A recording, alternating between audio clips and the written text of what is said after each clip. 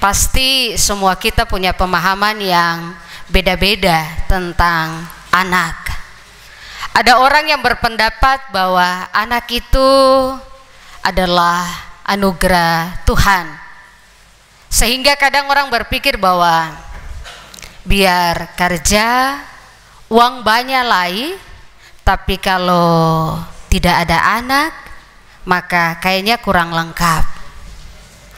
Ataupun ada orang yang berpemahaman bahwa anak itu adalah penerus keturunan, sehingga kadang ada juga yang berpikir bahwa kalau kawin menikah tidak anak, biasanya orang lalu kawin lagi, ada 02 dan sebagainya.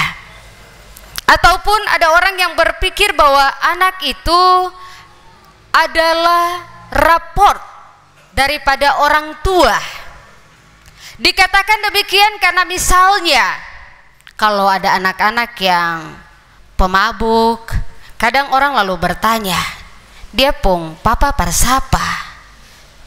Oh pantas, karena Bapak Yakobus dolo jua tukang pemabuk misalnya. Anak adalah raport dari orang tua. Orang bisa mengukur orang tua, cara mendidik mereka, cara mengajar mereka, keberhasilan mereka dengan melihat karakter dari anak-anak mereka. Dan kalau kita baca di dalam Amsal 127 ayat yang keempat dikatakan bahwa anak adalah milik pusaka daripada Tuhan. Anak itu adalah milik pusaka daripada Tuhan, dalam artian bahwa anak itu adalah sesuatu yang sangat penting, yang sangat berharga, yang sangat bernilai. Dan kita sebagai orang tua hanya diberikan kepercayaan untuk menjaga, melindungi, mendidik, dan mengajar. Apapun pemahaman kita tentang anak, Bapak Ibu, dengan demikian pengamsal melalui kebenaran firman Tuhan kita di saat ini, Amsal pasal 1 ayat yang ke-8 bilang bahwa, hai anakku, dengarkanlah didikan ayahmu dan jangan menyia-nyiakan ajaran ibumu. Ayat 8 ini bukan hanya ditujukan kepada anak-anak yang harus mendengar didikan ayah dan ajaran dari ibu, tetapi juga dalam ayat yang ke-8 ini menunjukkan kepada kita sebagai orang tua, tanggung jawab kita sebagai orang tua, sebagai papa dan mama. Kira-kira apa sih perbedaan didikan dan ajaran? Mengapa sih didikan itu dipasangkan dengan ayah dan ajaran itu dipasangkan kepada ibu? Perbedaan antara didikan dan ajaran punya tujuan yang sama, yaitu menjadikan anak-anak kita sebagai anak-anak yang baik, yang berguna, yang takut Tuhan. Tetapi ada beda-beda tipis. Kalau didikan, dia lebih mengarah kepada sesuatu yang bersifat disiplin, tegas, sehingga terasalah kalau di dalam ayat yang ke-8 tadi bilang bahwa didikan ayah, bilang bahwa didikan ibu. Karena tadi didikan itu dia lebih bersifat kepada sesuatu yang disiplin, tegas. Sedangkan ajaran itu dia lebih bersifat ke lemah lembut. Ajaran ibumu. Jadi secara psikologi karakter seorang laki-laki agak keras, kalau perempuan agak lembut. Itu secara psikologi. Sehingga di dalam ayat yang ke-8 bilang bahwa anak-anak harus mendengar didikan dari papa dan ajaran dari ibu. Ini adalah tugas dan tanggung jawab kita sebagai orang tua untuk mendidik dan mengajar anak-anak kita. Tugas dan tanggung jawab orang tua bukan hanya untuk cari uang, karena buktinya di luar sana justru orang-orang yang punya banyak uang, tetapi anak-anak mereka menjadi anak-anak yang brutal, kacau. Mereka mencari kebahagiaan di tempat-tempat lain, di bar, tempat karaoke, dan sebagainya. Jadi sebagai orang tua, termasuk saya juga sendiri, ingatlah bahwa tugas dan tanggung jawab kita yang mau dikasih. Ingat, di hari ini, Hari Anak Nasional, adalah kita harus mendidik dan mengajar anak-anak kita. Di bagian awal dikatakan bahwa, hai anakku, dengarlah. Mengapa menggunakan kata dengar? Karena kadang anak-anak sekarang ini pamalas badengar, tar suka badengar, seng mau badengar. Talingan ini tersuka par dengar orang tua punya ajaran dan nasihat. Makna daripada mendengar itu sangat penting. Jaminannya apa? Jaminannya bagi anak-anakku bahwa kita harus mendengar didikan dari papa dan ajaran dari mama. Dalam ayat yang ke-9 bilang bahwa sebab karangan bunga yang indah itu bagi kepalamu dan suatu kalung bagi lehermu. Ini adalah jaminannya.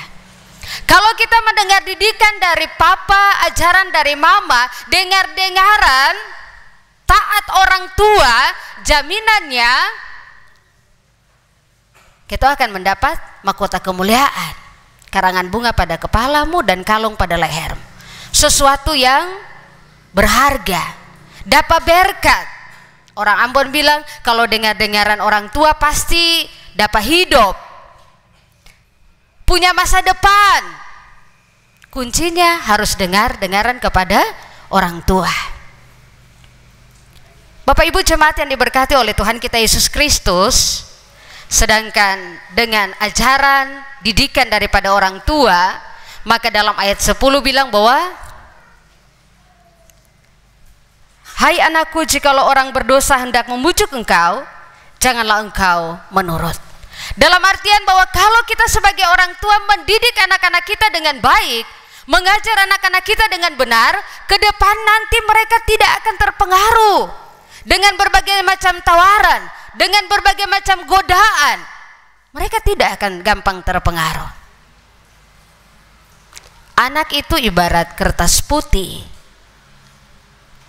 Tergantung kita sebagai orang tua, keluarga adalah basis pembinaan yang utama dan pertama.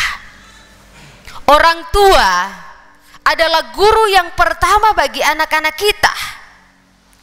Jangan tugas dan tanggung jawab untuk mendidik dan mengajar anak-anak kita kasih lempar tugas itu untuk guru di sekolah atau untuk pengasuh di sekolah minggu. Kalau hitung-hitung waktu anak-anak itu lebih banyak dengan kita di dalam keluarga.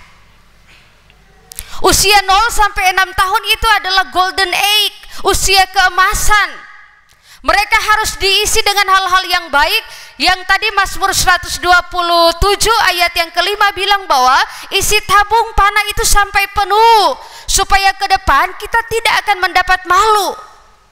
Ibarat anak panah di tangan pahlawan, demikian anak-anak kita.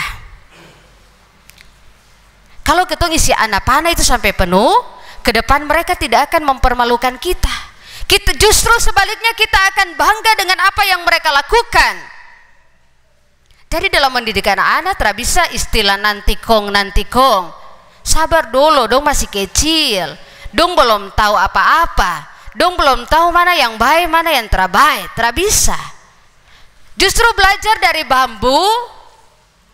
Kalau masih muda pasti gampang kita bentuk. Mau bikin bentuk apa saja, love, salib dan sebagainya, kita bisa bentuk. Tetapi kalau bambu yang setua, mau aerolise tidak bisa. Justru dia akan patah. Itulah anak-anak kita. Dari 0 sampai 6 tahun itu kita harus isi dengan hal-hal yang baik. Kita harus memberikan coretan yang garis-garis yang lurus, jangan bengko-bengko, supaya kalau keluar mereka ada dalam lingkungan pergaulan, mereka tidak akan gampang terpengaruh. Bapak Ibu jemaat yang diberkati oleh Tuhan kita Yesus Kristus, anak-anak kita adalah milik pusaka daripada Tuhan. Mereka sangat berharga, mereka sangat bernilai, dan mereka pantas untuk bergembira. Di luar sana banyak anak-anak Indonesia yang tidak punya papa. Di luar sana banyak anak-anak Papua yang mungkin tidak punya mama. Anak-anak harus beruntung punya papa, punya mama, punya para pengasuh yang baik-baik. Sebagai orang tua kita harus melakukan kasih kepada mereka, supaya dengan demikian mereka mengenal bahwa Tuhan juga begitu mengasihi mereka. Tuhan begitu mengasihi anak-anak. Tuhan begitu mengasihi anak-anak Indonesia. Tuhan begitu mengasihi anak-anak GPI Papua. Teruslah bergembira. Kemarin saya sendiri ikut kegiatan Percasmi di Ambon. Ada satu lagu yang bilang, kami anak Indonesia ceria. Di bagian akhirnya dia bilang, lihatlah, lihatlah, dan kami akan berkembang. Lihatlah, lihatlah, dan kami akan berkembang. Ini titipan di dalam Hari Anak Indonesia. Kita harus lihat anak-anak supaya mereka berkembang dan mereka bergembira. Bergembiralah, selamat Hari Anak Nasional. Amin.